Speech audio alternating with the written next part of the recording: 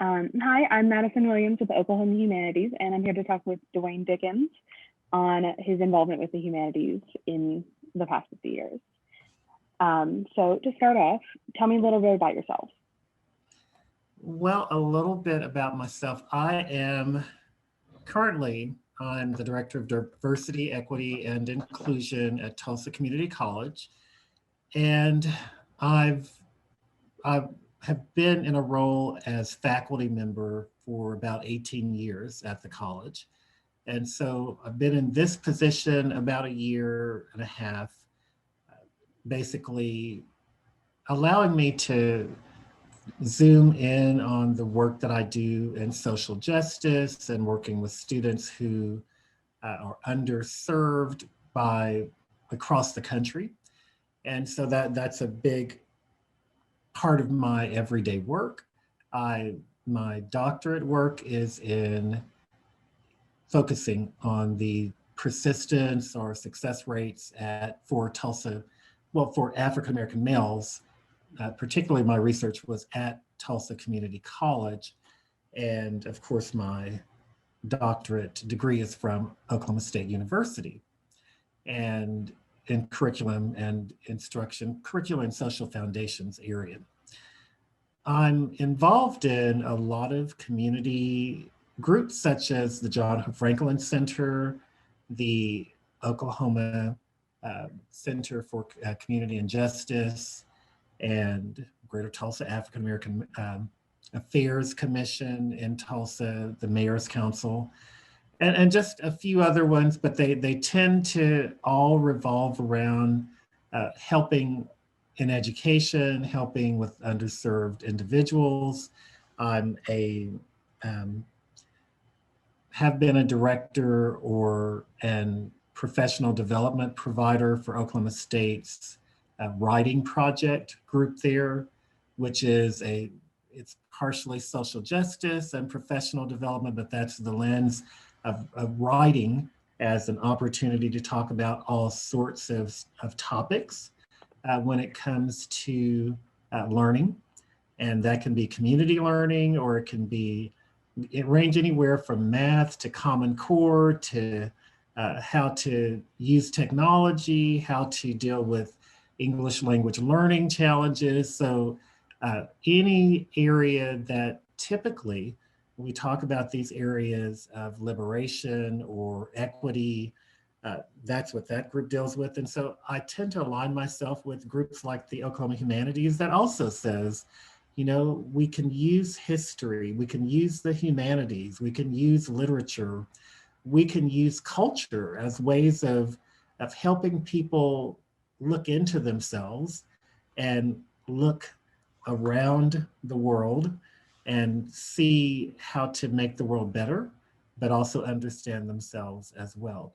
So I think that was quite a long answer to who am I? No, that's a perfect answer. How did you get involved with the Oklahoma Humanities?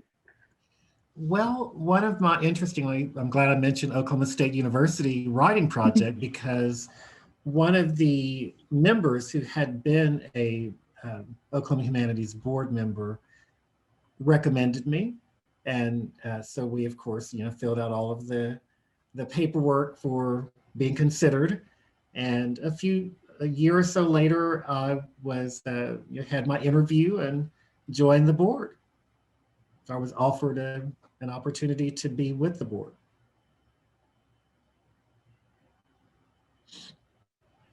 And what kind of work did you do or do you do on the board?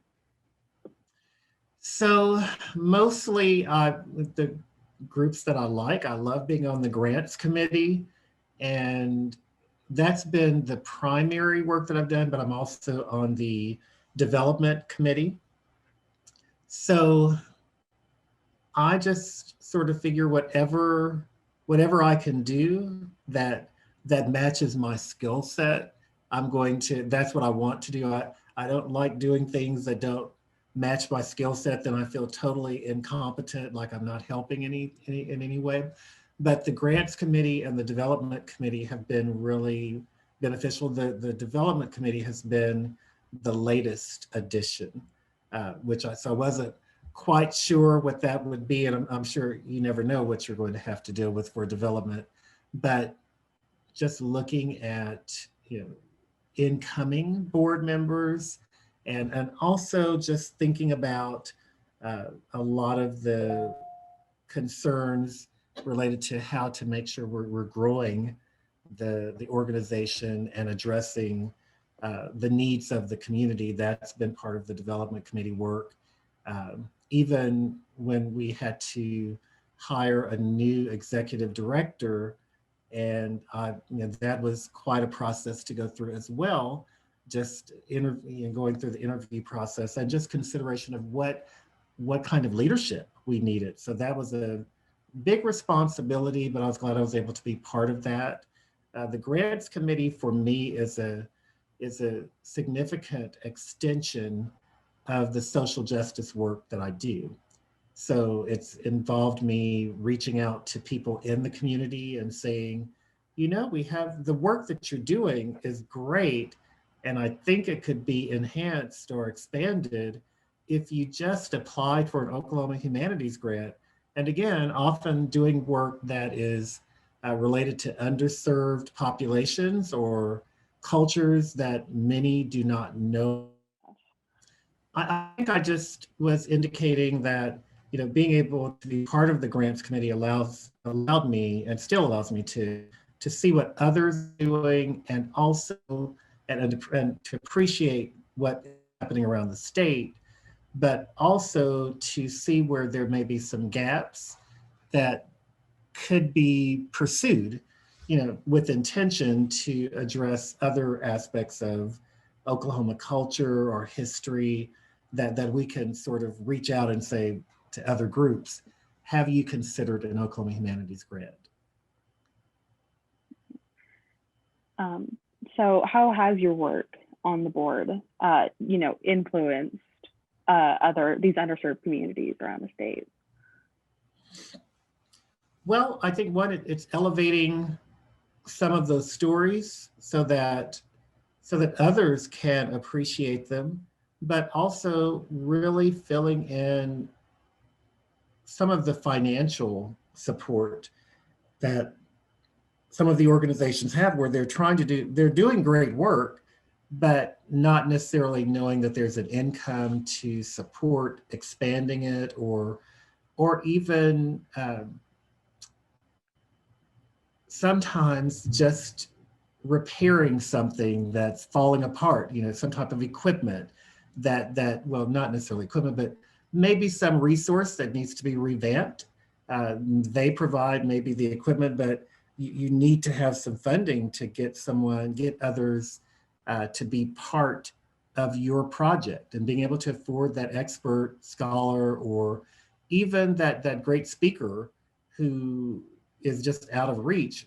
Being able to have that humanities grant, one, helps them with the funding, but even more importantly, I think what happens, I can say, as part of the John Hope Franklin Center, I've seen how the requirements of filling out the grant itself, just filling it out, it's sort of, grants can be instructive as well, in the sense of, when you think through what you're doing, or you have certain questions posed, you think through, why am I doing what I'm doing, and why is it important to different audiences?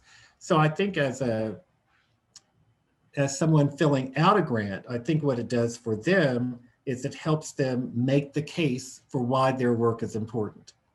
But then at the end of the grant, there's the accountability of, what did you do with the grant money, and what are some measurable outcomes that you can look at that made this grant successful, or could be areas for improvement. So I think just being part of that whole process of, it's starting with money, because that's normally the reason people are applying for a grant, is that they need money, but being able to help them hone in on why what they're doing is significant, and how they can measure it to show the impact of what they're doing.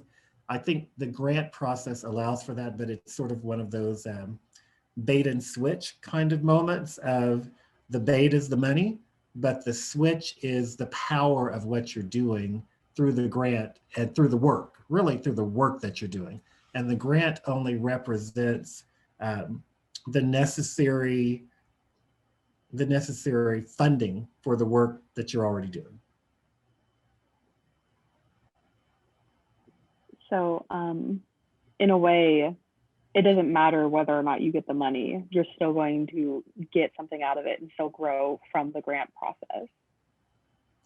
Well, I don't know if I would say it doesn't matter if you get the money, but I would say it does matter, but I would say, yes, there will be benefit in just the process of applying for the grant. You will benefit. Now, you may be disappointed if you don't get the money, and it may reduce the impact of your work because you didn't get the money. So, the idea or the goal would be to help you make a case for the organization to not be able to say no, that they want to be part of, they're equally as interested in funding the work as you are, because they know that it truly reflects the needs that we have in Oklahoma for exploring the humanities. So hopefully the grant process allows for that to happen. And what I've found, and so this is really an important part of Oklahoma Humanities that I've seen through the grant process in particular, but I've seen it through any of the work that we do. What is really interesting to me is the amount of support that the staff provides to individuals who reach out to the Oklahoma Humanities. In terms of, for example, someone says, I'm interested in, would you be willing to consider giving us a grant for this? Well, the team, it doesn't matter who you approach. I have seen it from the executive director, from the program director, where they'll say, well, that's a great idea. Let me help you think through that.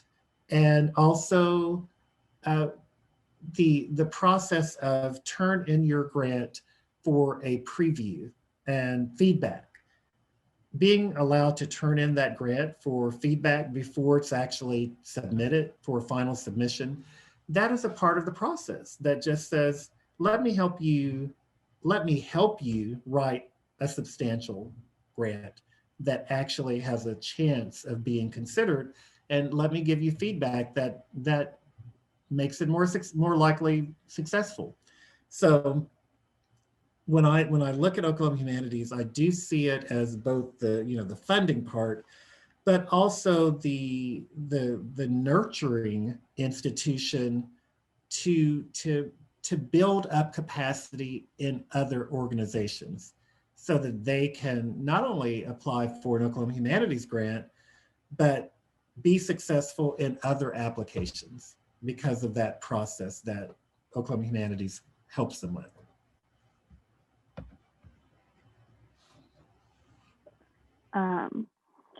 Do you think that this nurturing aspect of Oklahoma Humanities isn't just like the organization, but like the humanities as a whole, just like the arts and literature and history? Do you think that those subjects have like a nurturing nature which influences the organization?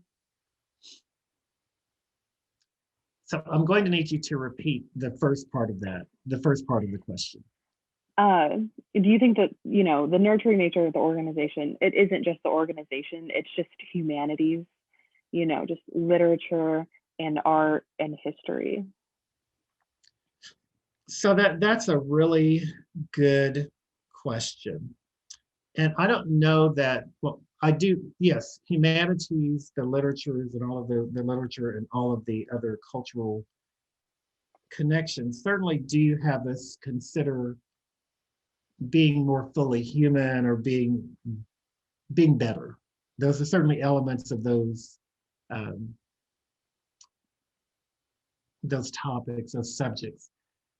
However, yes, I mean, you can't ignore that. But I've also seen, as an educator, I've also seen that you can have those topics as the center of conversation, and you can still create a mechanical process that doesn't include a nurturing, what appears to be a nurturing approach. What, you know, what I have found is, yes, that's the door. The humanities and the literature and the culture and the philosophy and all of the things that go with humanities, that's the door, the entry for conversation. But it's the people, the process that they create that really makes this organization more successful. Could you put a whole group of other people in that? Yes, you could. But I think there's been a history and a synergy that this organization has created within, and a brand that this group of people, through the history, through their choices of how to implement humanities scholarship across Oklahoma, that's created something special for others who consider what's the impact of Oklahoma Humanities. We are not the same as Kansas or Texas or Oregon or New York or Florida. We're not the same. So our response to the unique needs of Oklahoma have been cultivated. You can't look at the magazines that we create. You can't look at the programs that we create in rural Oklahoma and not acknowledge that it's not just the topic. It's not just the topic, it's the people who flesh out how those topics look within the communities. So we've created partnerships, we've created a sense of trust across the state. In when they hear the title Oklahoma Humanities, there's something that goes with that, and it's not just the topic humanities.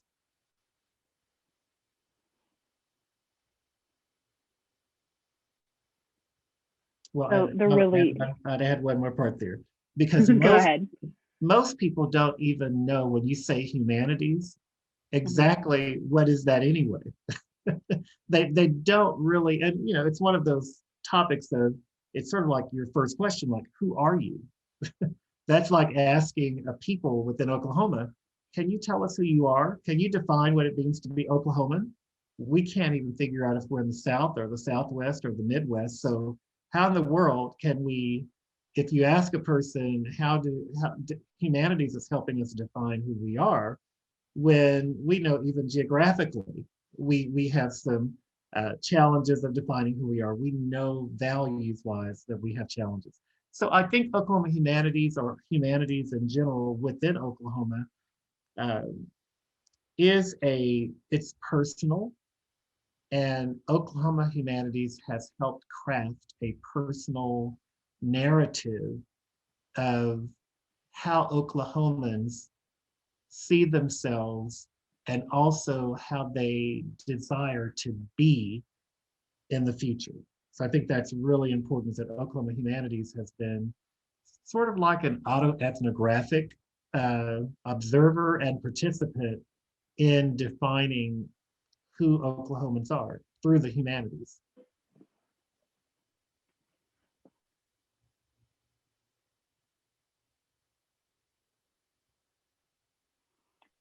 Um, so how has your work with Oklahoma Humanities, how has that affected how you work in other organizations? Well, oddly, the first thing that comes to mind is the sense of governance that Oklahoma Humanities has within its board. I really have come to appreciate how it's a board, it's a working board, it's a participating board, and the team, the staff, the executive director, the board of the chair of the board, there's this sense of we're in this together, and we're all sharing in the work. And I think one of the things that one of the moments that just have, it really stands out to me when I think of Oklahoma Humanities as a governing board is when one board meeting, we were, they were sending letters to funders, potential funders. And well, and we had this large stack of funder letters, and every board member was given like, set them on, we were all sitting around on a table, and a packet was set in front of every board member. And it's like, here are some possible ways you can personalize that letter to that funder. And you're going to sign your name on it, and we need everyone to help in the writing. The letter was present. It was ready to go, ready to be mailed out, except for a comment from some board member.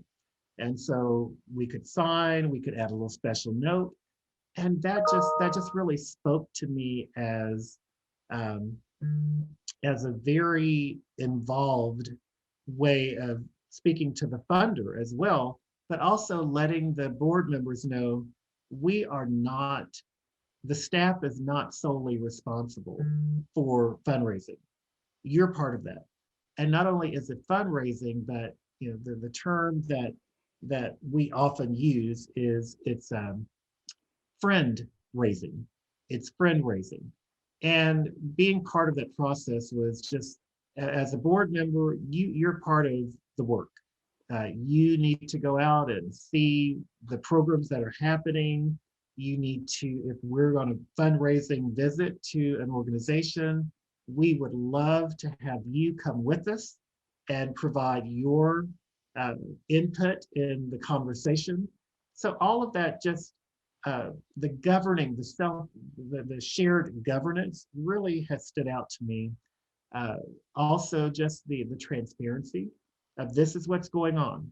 That has affected me in other organizations that I work with. I have a higher bar for other organizations because of what I've seen through Oklahoma Humanities. I also, if I'm responsible for something a program that I'm working with, that may or may not be connected to the Oklahoma Humanities, I consider the approach that the organization has taken in their work, and I shamelessly will steal what has worked in the sense of it's a good thing. So we absolutely should adopt this practice of how we share in the governance, how we share in what we're doing so that everyone understands, how we approach this idea of helping people be better by whatever programming we have. So I've benefited and hope that I offer ways of questioning within the organization as well to help the organization think about itself. So hopefully that's a mutual experience.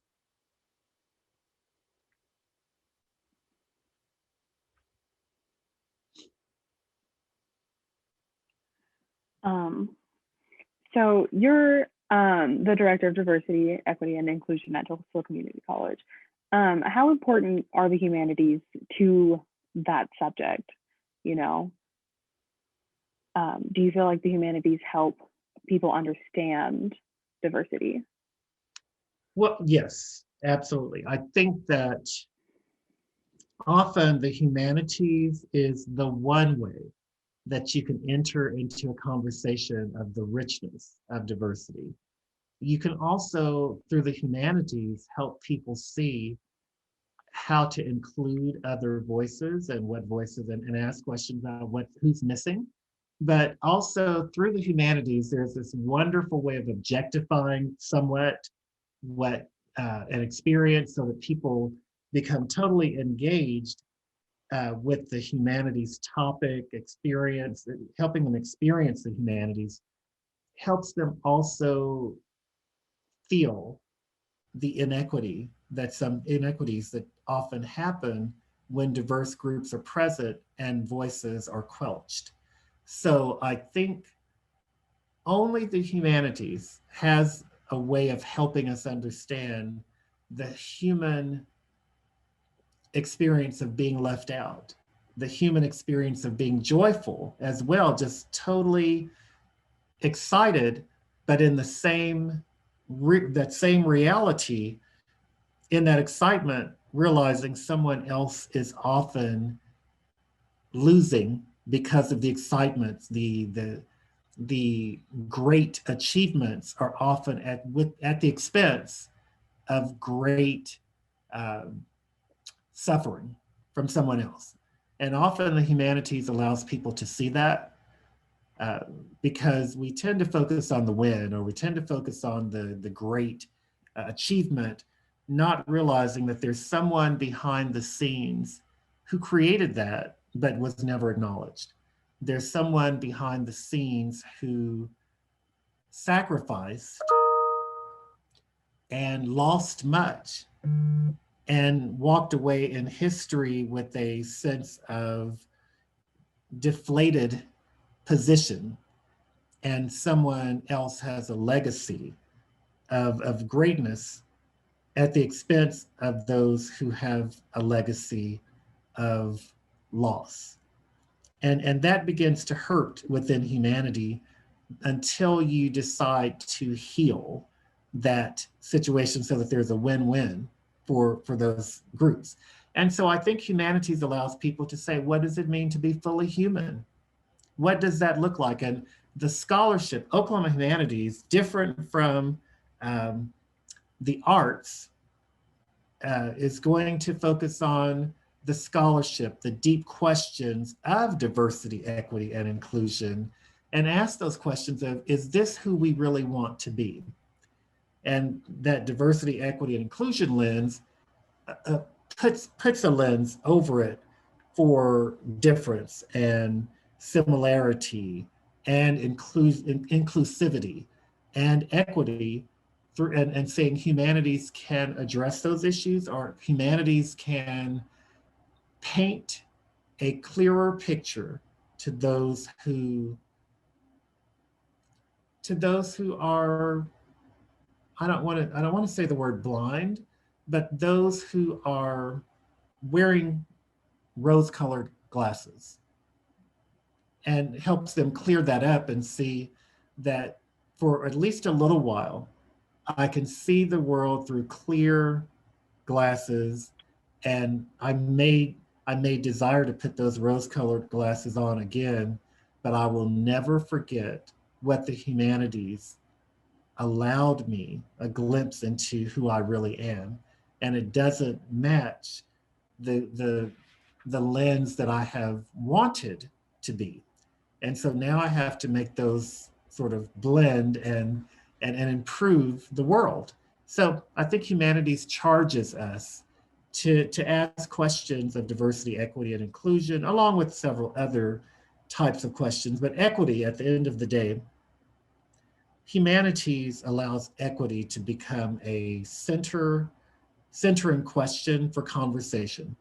Is what's missing. Even all of the work that I've said I've done with the humanities, it often is about what's missing in rural America, what's not fair, what's not right, what's not just about their exposure to the humanities that we can shore up through the programs we offer, through the grants that we offer, through the partnerships we offer.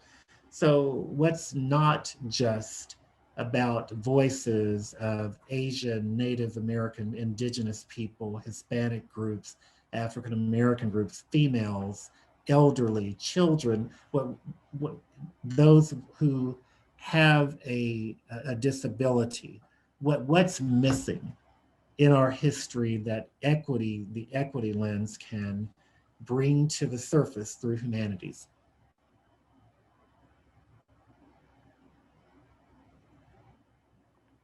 You mentioned that the humanities charges us to ask these questions about what is missing. How is Oklahoma Humanities answering those questions? Like, what are they doing to find those questions and work through the answer?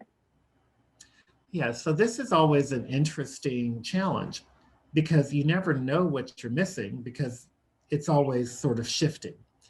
And so one thing, just the composition of the board members themselves is a really big, it's a really important um, work.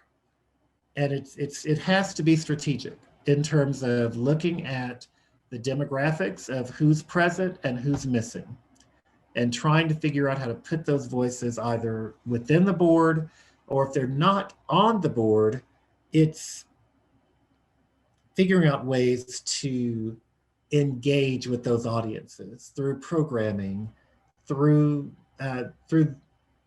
offering them opportunities to understand what grants are available, what partnerships could be available, such as even inviting board members or the executive director to participate in programs that their institutions or organizations are providing in communities. Being being available for the brainstorming and the just considerations of how to be engaged in communities, so that if there are, it's just sort of really in listening, reading where the problems are, where the voices are across Oklahoma, and saying, is there something that we could do as an organization to lift up that work? So it's not, and so I always try to be cognizant that sometimes it appears that uh, there's a tendency to say, well, when we talk about underrepresented, we tend to lift up particular groups, such as the African American group, and say, well, when we say underrepresented, that's code language for African American. Well, it's not, but often that's an example that we will see, and often because it's one that within the United States is a really, it's at the fabric, the foundation of the country, as a problematic, underrepresented, underserved group. Same thing we could argue easily within Oklahoma and certainly across the country. Could say the same thing about the indigenous uh, groups within the state and across the country. You know, the indigenous groups did not ask to be uh, isolated, or um, to be driven across the country through a trail of tears, and have a loss of culture for many of the tribes that lost. But it brings us to how the Oklahoma humanities in general can identify the wounds of underserved populations when they see them. So what I see is Oklahoma Humanities has to, and I don't know that we really look at it, you know, I'm sort of adding some layers here that I would bring as an individual. So, but again, being a board member and being just whomever I am, I bring who I am. And so I bring those to the board as a lens of, is there something we can do to address this need? So if I'm aware of the wounds of different groups, when I read the newspaper, when I watch the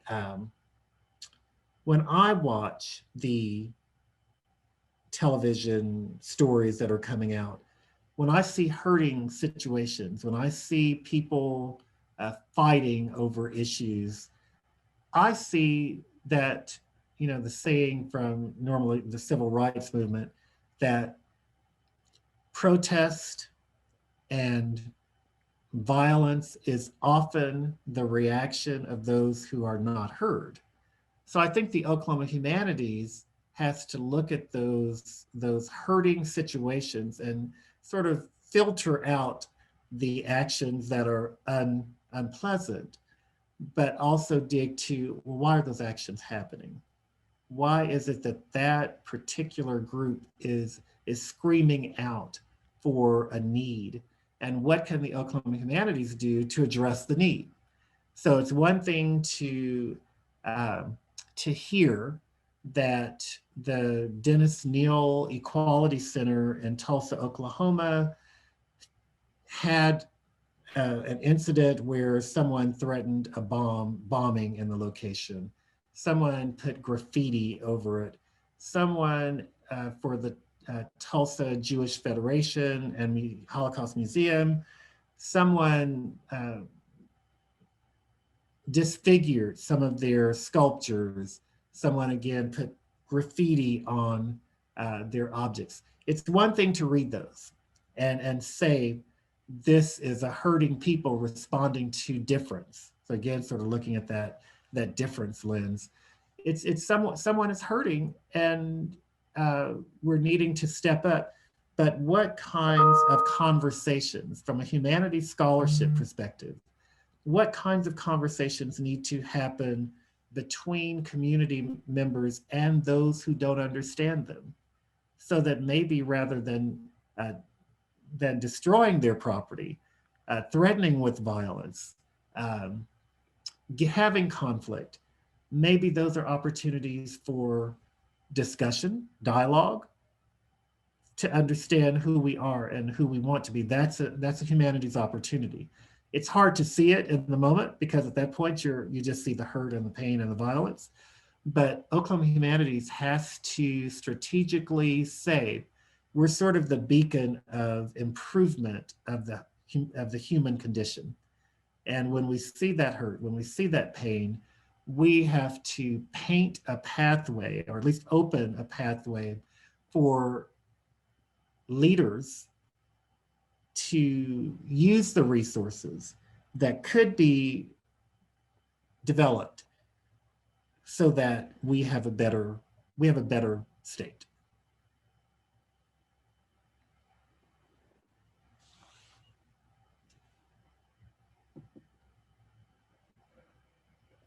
So where do you see Oklahoma Humanities going in the next couple of years? Like, obviously we're in a pretty unstable time in our country and, in the world with everything going on.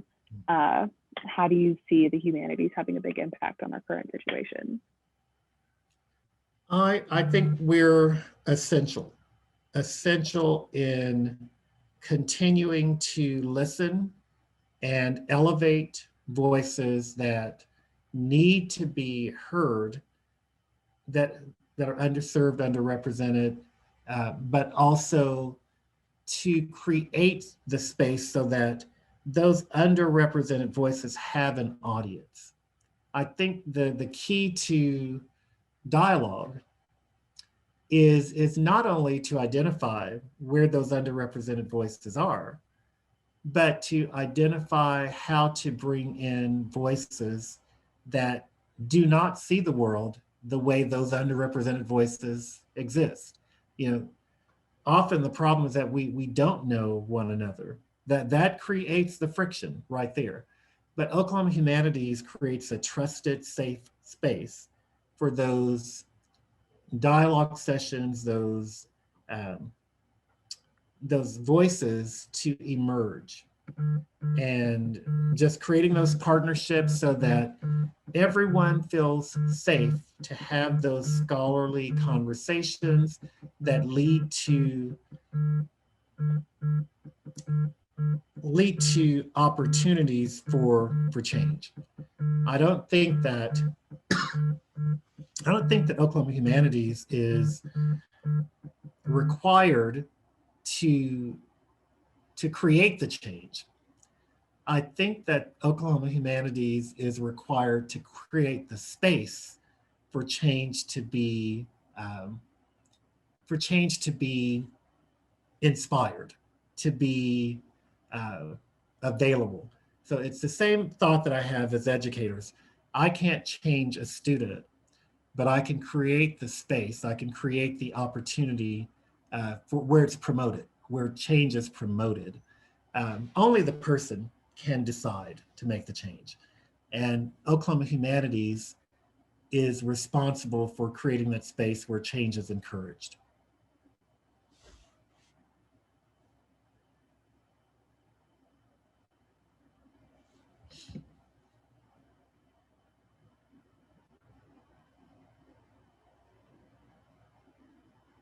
Okay.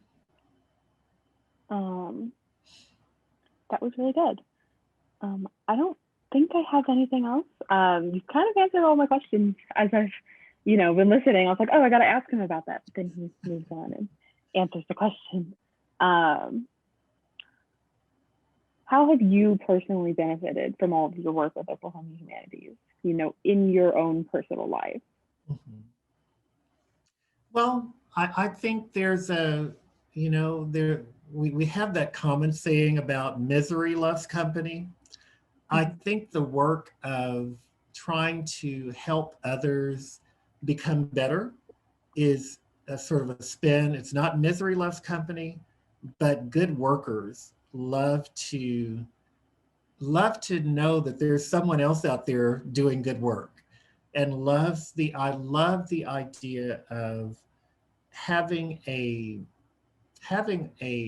partnership with like minds. It's sort of, when doing the work alone, you have this sense of the burden is much too heavy to do alone. But the work of Oklahoma Humanities for me has given a sense of um, focus, and also a sense of, I'm happy that there's someone who sees some of the pain that I see, but also sees not only the pain, but sees the hope that our work can achieve. And until you see other people doing the same work, and finding the same uplifting part in their being, and being part of that work, I don't think you're fully, you just don't have that sense of completion.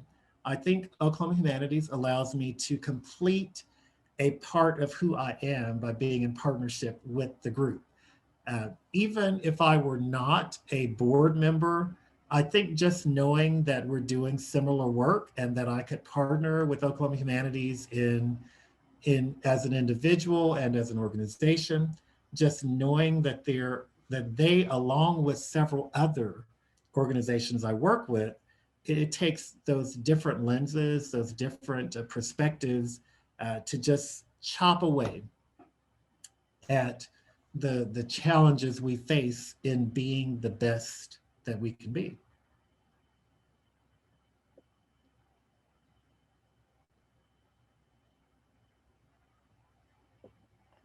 Okay. I think that is just about all I have for you today. Is there anything else that you want to say? I cannot, I can't think of any additional comments. No, I do think that that there would be a clear void. I would say that there would be a clear void in Oklahoma if there were no Oklahoma Humanities to support the culture and the historical um, connections to who we want to be as a state. I think there would be a void in helping us become a better state, a a culture that we can be proud of. I think a lot of times we spend a lot of time focusing on what we're not doing, but I think Oklahoma Humanities helps us look at what we have done and what we can do to be what, who, and who we want to be. Okay. Thank you so much for taking some time to talk to me today. Yeah, thank you. Thank you. You have a great day. You have a great day too.